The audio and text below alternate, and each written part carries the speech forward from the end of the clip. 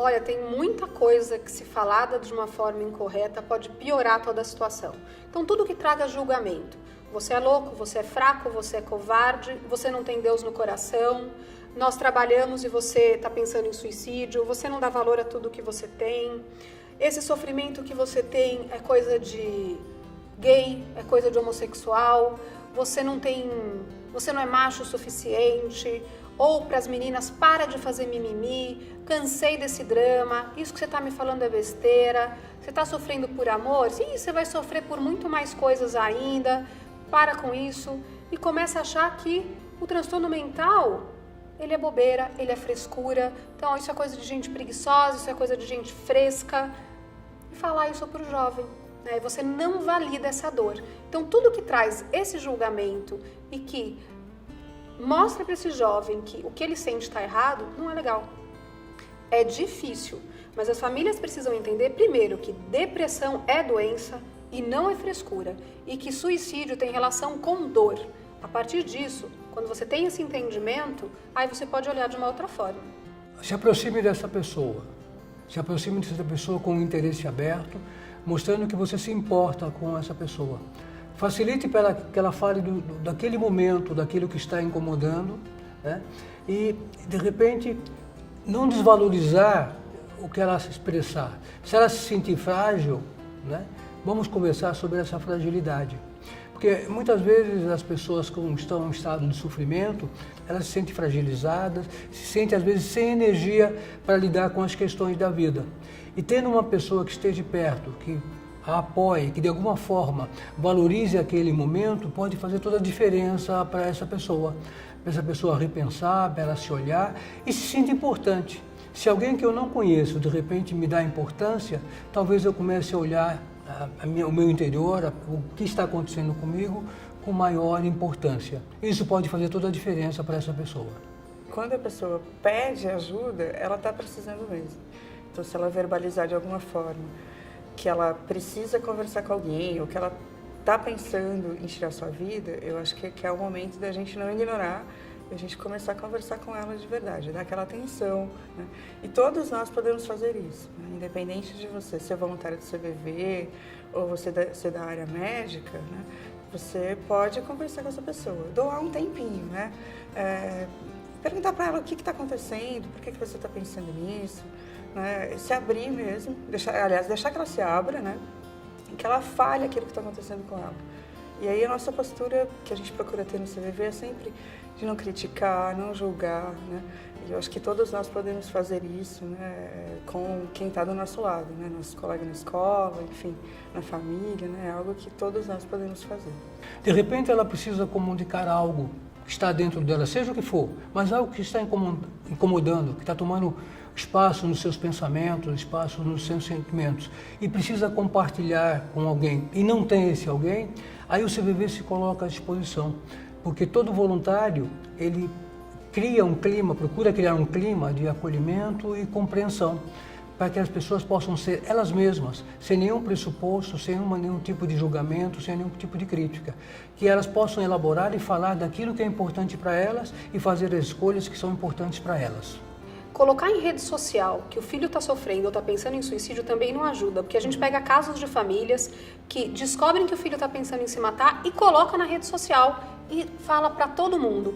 Então, gente, tratar o assunto de uma forma individual, de uma forma privada, é melhor. Não estou falando esconder de todo mundo, mas também não publicar numa rede social. Tem assuntos que a gente nunca ouviu, né? Tem assuntos que a pessoa traz pra gente que são muito diferentes até do que a gente vive no dia a dia. Mas eu acho que o que me chama a atenção sempre são as pessoas que se dizem muito sozinhas, né? Muitos adolescentes, né? De 12, 13, 14 anos, que às vezes não têm um contato com os pais que gostariam de ter, com a família e tal. Então, eles acabam se sentem isolados, mesmo frequentando escola, tendo amigos, né? E tendo contato um pouco menor, até pela correria do dia a dia agora com os pais. Então, esses casos sempre me chamam a atenção, porque hoje você ter, né, sei lá, 14, 15 anos e não ter com quem conversar, com quem contar, ficar sozinho em casa muitas horas por dia, Acho que é uma situação muito ruim, né? Apesar de você ter contato pela internet a hora que você quiser, pelo celular e tal, mas o contato humano ele acabou ficando um pouco diminuído, né, nesses tempos. Então eu acho que esses casos me chamam a atenção, né? E eu sempre procuro me colocar no lugar dessa pessoa para saber como eu me sentiria ali na situação que ela está, né? Será que eu conseguiria lidar bem ou não, como ela está lidando com aquilo que ela está trazendo para mim? Não procure estabelecer padrões, soluções prontas. Converse com o que a pessoa está querendo comunicar, o que ela está querendo compartilhar. Falar é muito importante. O nosso lema, falar é a melhor solução, porque quando nós falamos daquilo que é importante para nós, nós começamos a olhar para nós mesmos e talvez encontrar caminhos para modificar, até para pedir ajuda. E para uma pessoa que sofre, pedir ajuda é essencial. E às vezes o mundo está tão fechado, está tão obscuro, está tão cinza, que ela não consegue ver que ela pode pedir ajuda. E de repente, se ela conseguir compartilhar o seu momento com alguém, de repente ela fala, eu estou precisando de ajuda, eu estou precisando de um terapeuta, de um psiquiatra, ou estou precisando de um aconselhamento.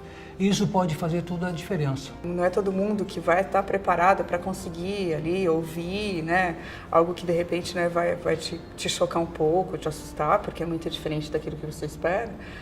Procurar uma ajuda, né? Ajuda de alguém, né? Se for na família, na escola, no trabalho, enfim, aonde a pessoa puder procurar ajuda. De repente, eu como mãe, talvez não esteja conseguindo lidar com um problema que meu filho tá me trazendo, né? Tem vários canais de ajuda externa. Então, tem os psicólogos e psiquiatras que atendem no CAPS, Centro de Apoio Psicossocial.